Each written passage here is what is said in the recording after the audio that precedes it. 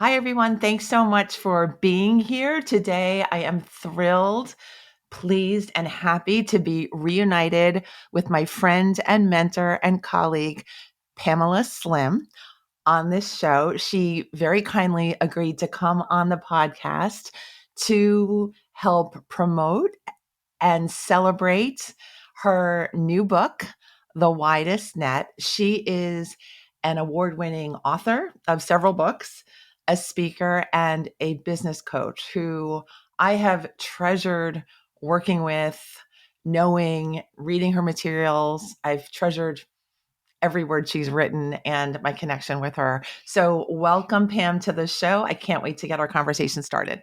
Me too. I'm so happy to be here.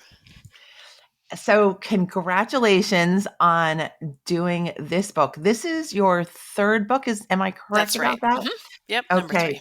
terrific. Again, it's called The Widest Net, and we plan on speaking about the Widest Net and its creation in depth. But first, I wanted to help our audience get to know you as a person. Could you let us know what you love to do, what makes you light up, and kind of your thoughts about business and creation? All those things. All those things. Absolutely. Well, I was just having this conversation with a friend of mine, Richard, as we were eating lunch yesterday in a delicious Venezuelan restaurant right down the street. I have a Main Street Learning Lab, which I co-founded with my husband, Darryl, which sits right in the middle of Main Street in Mesa, Arizona. And Richard and I were just talking about all kinds of things of our life stories. And I said, if I could just do anything, I would just love to sit around somewhere in a public square and look at people and then get to know them and connect them with each other, connect people to opportunities. I tease folks down here. We've been here for about 5 years that I'm a unpaid professional busybody. So I just, I know folks, I know my neighbors, I know people walking down the street. And because I love people so much, I really love getting to know, like, what are they trying to do?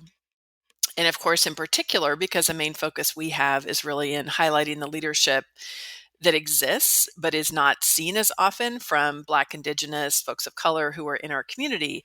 In particular, I get super, super excited to find amazing business owners and say, oh, wow, we have an empty space on Main Street. What do we need to do in order to get you in that space? Or, oh, you have a really cool service, or you're an artist and you paint murals. There's a new building that's going up. Let's get you connected with a developer so we can get a mural up. That's my joy. That's really the center of my heart. And it is actually what my degree in college was in, is community development. It was economic development using non-formal education as a tool for social and economic change. The focus initially was in Latin America because I lived in Mexico and Colombia for my sophomore and my senior years of college. And as I got into that structure, while I loved living in both places so much and I love the people, it didn't make sense to me to be a white 19-year-old expatriate aid worker. That whole model just felt completely wrong, which I still, at 55, completely agree is wrong. I always really saw there is leadership in the community. People generally know what it is that they want to do, but there can be systemic blocks to people getting access to resources, justice, economic, empowerment, etc. So that kind of led me on a whole other journey through my professional career to the world of training and development, professional development, and then through the years and decades more into the world of business coaching and entrepreneurship. And that was really, now I've been in business 25 years. I celebrated 25 years this year. But I think it was when I really took a stand in 2005 is when I created my blog, Escape from Cubicle Nation. And I started to work specifically with people in launching businesses that combined the best of everything for me. So I was helping like dreams come true. There's nothing more intoxicating to me than talking to somebody that has an idea in their head for a big world changing idea and to actually help them bring it to life. It feels very magical to me to be part of that experience.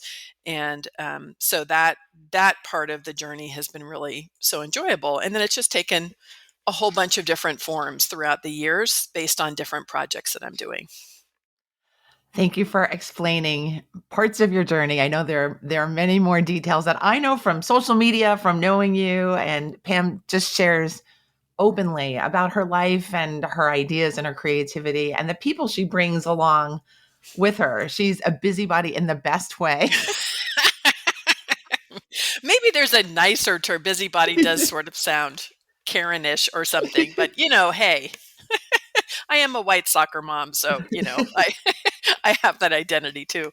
She's a connector. She's a connector. Okay, one thing that I know from having started your book, The Widest Net, is the the strong message that you carry in your heart. I think that community and the system of communities around you is Mhm. where you're going to find your people, is where you're going to be able to serve the best. And I know that's why you founded Ke in Mesa, Mhm. the Main Street what is Learning it called? lab. Main Street Learning Lab, Mhm. exactly. And I know years ago I learned from you a technique that I just thought I would mention here, the whole idea of the garden of seeds, Mhm. that you just keep a little list of people that you've met, people that you've worked with, people that you're thinking of, and just keeping track of who's what kind of people, what the interactions were, Mhm. what could you help them with, what could they Mhm. help you with, kind of having it be just a store of memory about Mhm. your relationships. And I think that that's a beautiful thing because I, like you, like to talk to people, like to be in other people's business, for curiosity's sake and because it's Yeah. fun. But also, you get to past 10 people, you start forgetting what you were doing when you met them, that whole thing. So I started doing this technique and I just really felt like, oh, I could see my own development in the Mm. process as well. So I want to thank you for that. Okay. So let's talk about your journey as an author Mhm. and why the widest net needed to be created. Yeah. Uh, As I've been talking with people so much about this book, and when I was really probably midway through writing it, I did realize that it pretty much is the third in a trilogy. I am an author practitioner, so I really write about the things that I notice from the work that I'm doing with clients. And so my first book, Escape from Cubicle Nation, came out in 2009, and that was based on work that I had been doing since I started my blog in 2005. I started it as actually an assignment for a class with a woman named Suzanne Falter, who had a class called Get Known Now. And remember, this was pre social media. So it was just the early days of her really teaching me about how is it that you build an online presence. The whole world of online connection, online marketing was completely new to me. I had been a management consultant for 10 years, based in the Bay Area and Silicon Valley, traveled all around the country. And so I did do marketing and more relationship marketing, but I had not done anything formal or official online. So in that process, I ended up connecting with so many wonderful people, really working with hundreds of people in that early stage startup of helping them move from corporate to entrepreneur. And my objective always in that work was really to make sure that people, if they decided to quit their job, had a solid, viable, financially stable alternative. I would always say in Escape, hating your job intensely is not a business plan. And so while I completely understand how people can feel fed up right now, at this point of history, we're all living through the great resignation. I try not to be smug and say, I told you so. I've been telling you so since, 2005. But a lot of the factors that create situations for some people that make corporate life not enjoyable. It's not everybody. A lot of folks like it, and there's nothing wrong with working in a corporate job. But for those who really want to leave, you have to have a viable business idea. I always advocate for side hustles, testing and trying on the side. and having a plan so that it doesn't just become a crash and burn, especially for folks that have been in corporate a long time. When you work up to a certain salary and quality of life, you don't just immediately get that back in your first 6 months of being in business. Occasionally it happens. It happened with me, but because my first move was as a consultant in a similar field at a time in history and a place in Silicon Valley when there was huge growth. But that's actually quite unique to have that happen. So that was really the first part of just helping people to make a viable leap or to decide that it really wasn't for them and to just be happier working inside a company. From that work and then being out in the field of entrepreneurship for a couple of years, more and more people began to talk about it. It became a bit more vogue to talk about quitting your job, side hustles. And so I wrote Body of Work in 2014 with the intention of actually quelling a little bit the thought that you're only cool and creative if you work for yourself. It feels disrespectful. It is actually not true. Plenty of people do fantastic work in universities and nonprofits and corporations. To me, what I wanted is to create a framework for how people could think about their journey with their life and work as a body of work, much like an artist would. Like an artist, you can have different phases of your body of work. So you might work for a company for a while when you're building something, then you can get excited to do other work. You might go out on your own. It doesn't really matter what work mode that you're in. It matters what it is that you're building with some consciousness. So that really was the purpose of body of work. And that really more addresses what do you want to create? What are you passionate about? The natural thing that came out from that with clients that I worked with is, okay, now I know my thing. I have my big world changing idea or product or service or program. Where are my clients or customers, peers, partners, colleagues? And that just was the question that every single person would ask whenever they had either a new business or if they were growing in a new area and into a new market. So that got me interested in paying attention to what were a lot of the things that I had actually learned over about 30 years of, I think, being a natural community builder. And I did a lot of reflection. This book is about 6 years in development, starting with a 23 city tour where I traveled around the country shopping some of the early stage ideas. Then we ended up starting the Main Street Learning Lab here. We used the model in the book to build community here, and we're so proud of the work that we've done. We have huge engagement within our local community. And then I really used it also in working with my clients to help build their businesses and their communities. So it is necessary looking back to have each of the different pieces because, if somebody is still in corporate and they say I have a business idea and they just want to immediately jump to what the audience is, you don't quite have enough of the pieces done. You kind of have to do what you need to get on your own. Then you really need to focus on making sure there's a viable area that you're really passionate about building. And then with that, you can take it and put it in the widest net method. That is beautiful. I love the journey of the three books. And I think I want to back up what Pam says and attest that her book, The Widest Net, really gives you the structure of all the components that you need to have in place before you can really communicate what your mission is and have it land with your audience and have it attract the people who are perfect for you and your mission. Um, I am so impressed with how you put all this together, your life's work Mm. in a book.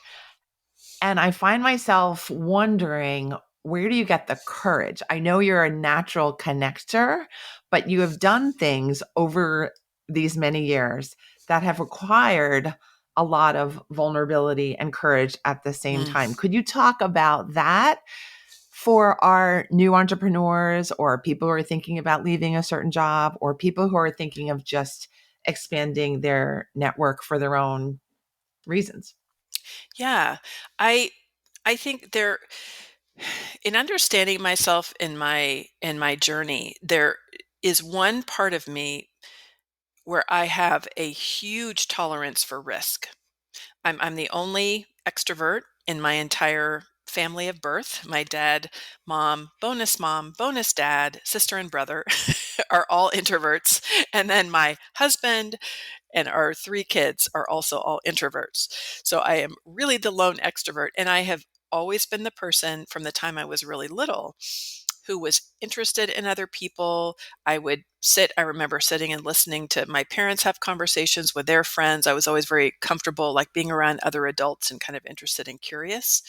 And then I also just inherently had a sense of um, a high tolerance for risk. I wasn't afraid to be up in front of a room talking with people. And then my probably first big major courageous thing was when I decided to become an exchange student in high school, and I left.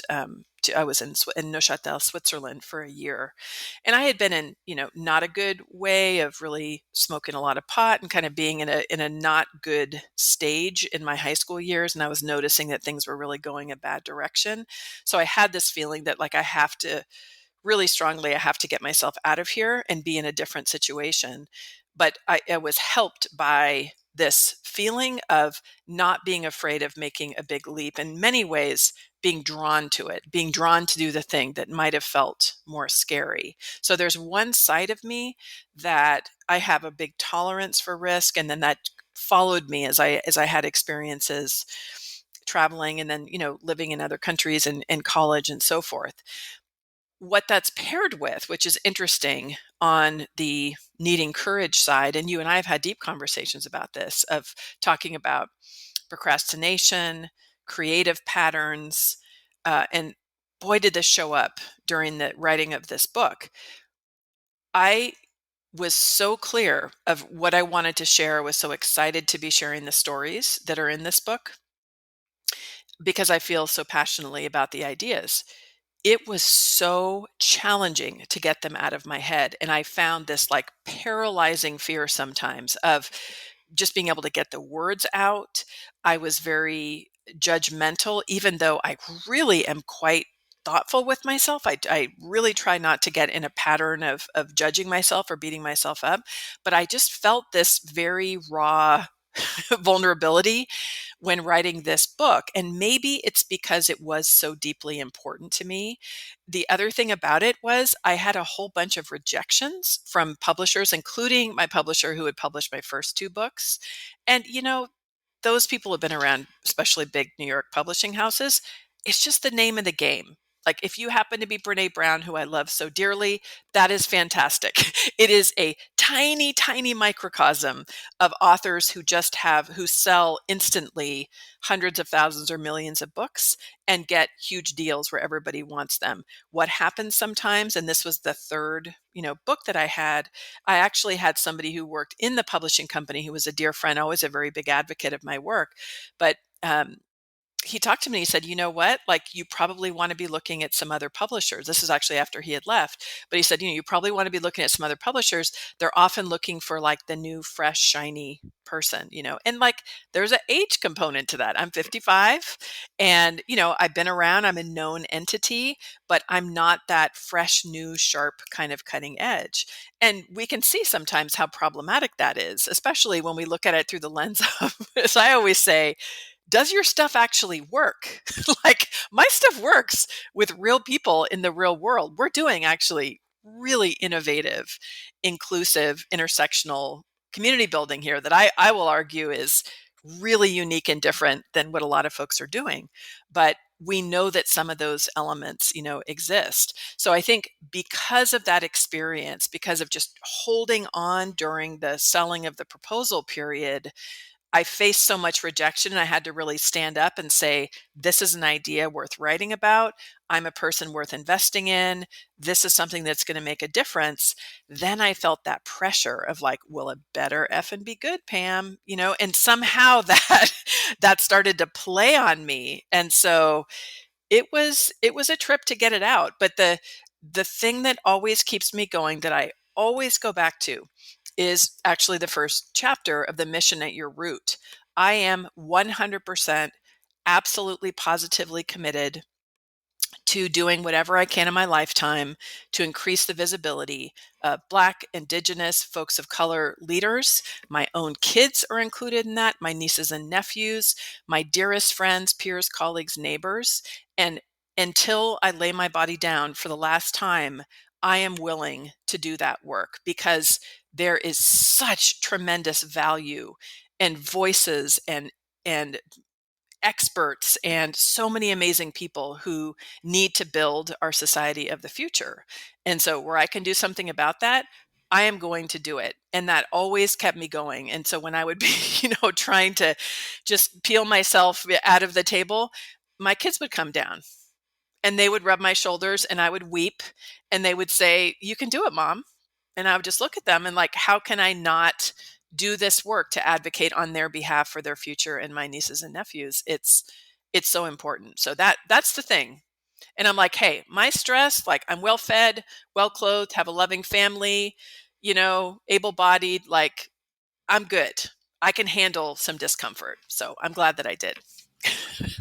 And now, ladies and gentlemen, you know why I love Pam Slim.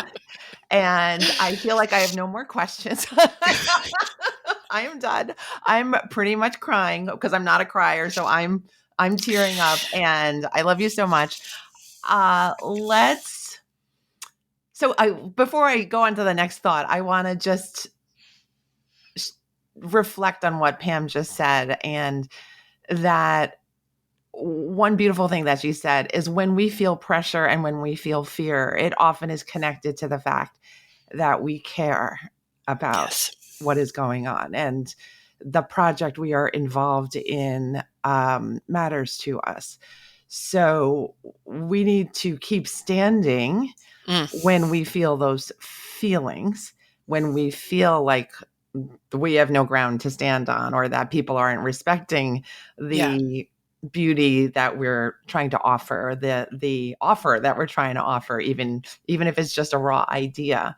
And that we are the parents, we're the owners, we are the creative universe of our ideas. We need to stand up. We need to say, this is what else am I here for? But to Mm, represent my ideas and make sure they get to the people who need to hear them. So this is a very general summary of what Pam was saying. I'm mhm. trying to make this of value to you, even if you're not a business owner, Yeah. just because we all feel that there's something to share. We all have value. I know that's something that Pam very much lives by and believes in. Mm, And the two of us really connect on these principles and values. So thank you for sharing your experience of writing the book. Thank you for writing the book from me to you. I'm grateful for having this book in my toolbox now because it's so mm, valuable. Can we talk about um, underrepresented communities mhm, in business and your thoughts about recent events, the feedback you've gotten from people about the book, mhm, and making more space and room and connectability for people who are from underrepresented groups, people who might not have the resources and the experience of getting up on stage, marketing and speaking about everything mhm. on social media consistently, things like that. What have you learned through the process of supporting these groups, making space, and giving focus to these groups, and also creating this book?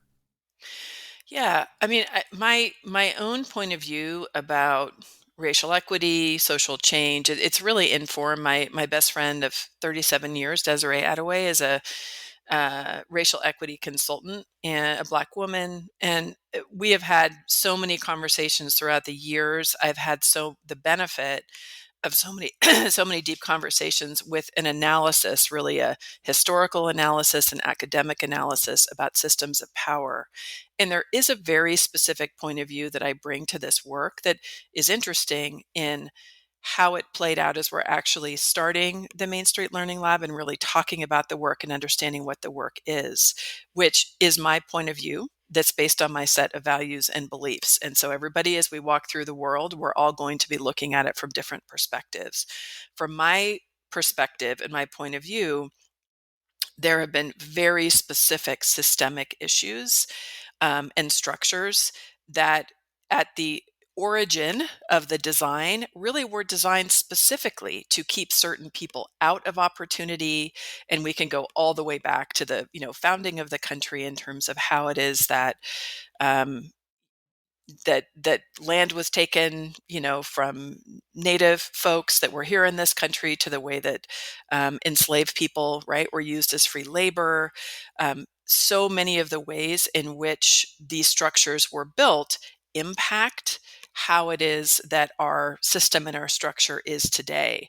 And understanding that, historically understanding that, in particular, when it comes to a lot of the native communities and entrepreneurs that we work with, where there has been a specific policy of invisibility, like a specific policy starting from early on to not have people speak their language, to cut their hair, to forbid people from doing their traditional ceremonies, to move people away from their traditional lands, and then to not talk about the history, literally, like not talk about it as if it didn't exist. I remember I was watching some kind of PBS show one day, and it was in the Pacific Northwest, and it was talking about, they were somewhere, and they were talking about, they were like in a canoe or something like that, and they were saying, oh yes, the people here used to be like this and used to do this.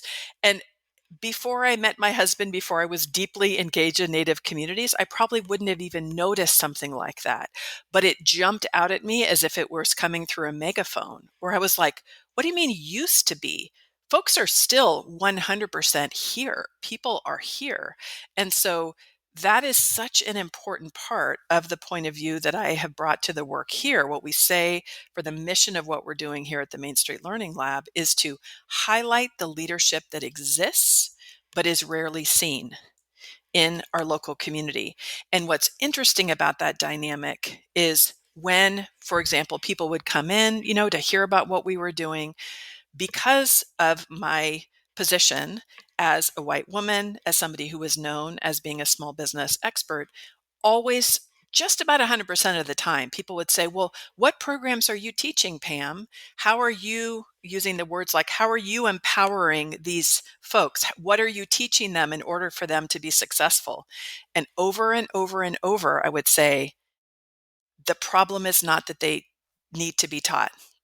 The problem is there has been systemic lack of opportunity, lack of visibility. And so our only objective here is to provide space in order for them to dream, create new things, connect, and build. That's it. And that's a really, really important thing, I think, just to reflect on deeply. With my background in instructional design and performance improvement, you always want to look at what is the root cause for something. And so we can, without doing that analysis, I don't think people were intentionally trying to be, negative or racist or anything like that. But you realize that you jump automatically to the idea that the reason why there isn't more success or visibility is because people don't have the skills or the training. And that, to me, like, to really lay that out clearly, and then to build programs that basically just removed any barrier. Like, we have almost every single program here is led by folks from the community, for the community, where we have, which we often have, like collaborations. It's because it's coming within the different community leaders who are saying, hey, this is what we want to do here. And from that, where then we, myself and my husband, can kind of follow, right, what's happening and say, hey, would this structure be useful? Or now, after 5 years, we're beginning to work on, hey, maybe we could go for some grant funding. What would be useful as ways to support your program? This is something I feel so passionately that we need to be reframing the conversation in so many places, because I've heard hundreds of times now throughout the 5 years where our community members of color will say, this is how I was treated, when I came into this space. And it's everything from just being treated rudely to having assumptions made about who they were, what their skills were, to being accused of stealing if something, went wrong. And these that's just not acceptable in order to really be building, an ecosystem. So you can tell from my enthusiasm and verve, I am very passionate about it, but I really would love for more people to reflect, and including myself every day, what are these assumptions that we're making about why it is that somebody can't do something or why they may not have an opportunity? And the answer is very often not what we think. Yes. And talk about a relevant and current frame to look at the current problems Yeah. through. You're talking about your, pitching the book proposal and getting the feeling that you might not be current based on how people were treating you, when Mhm. really your thought is actually innovative and cutting edge and respectful of the communities of people that you serve and you work with and you Mm. help. And when I was thinking just creatively before getting online with you for this recording, I was thinking about how having a deep sense of community and the people around you Mm. and the space around you is something that is so much a part of different cultures, that may not be something that fits in maybe a corporate culture or a startup culture, depending on who's guiding it and structuring the vibe of Yeah. that culture. And I personally love you and love the fact that you're just naturally wired like that. You're wired to see who's around you and to respect them and to support them and lift them up and have them thrive and have them Mhm. be economically safe Mhm. and strong and valued by other people for what they bring. So thank you for being you. Thank you for coming onto the podcast. Thank you for being brave enough to put together something as beautiful as the Widest Net.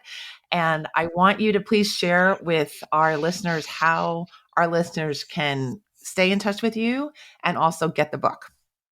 Absolutely. So you can always find me at pamelaslim.com. That's where I have everything related to what I'm doing, including the book. I am excited in 2022. I'll be doing a whole number of cohort based classes around the method. We'll be doing, hopefully, if everything is safe and the CDC says it's okay, we'll be doing some in person events as well and retreats around the method to bring people here. I'm really excited, as I've been talking about the book, to find a lot of people around the country and even around the world who are really interested to hear about what not just me, but scores of different partners are doing together as we're really looking to build an inclusive entrepreneurial ecosystem. And we're just super excited to welcome people from different places where we can share what we have done to connect with each other and to support the broader community. And then to also see what we can do to be supporting similar things for people in other places. So these are some of the exciting ways that I'm really excited to be working with more folks. But everything will just be at pamelaslim.com. And you can find the book anywhere books are sold. So online, Amazon, you're a small business, if you'd like to support local bookstores, which is great, you can just have them go ahead and order it.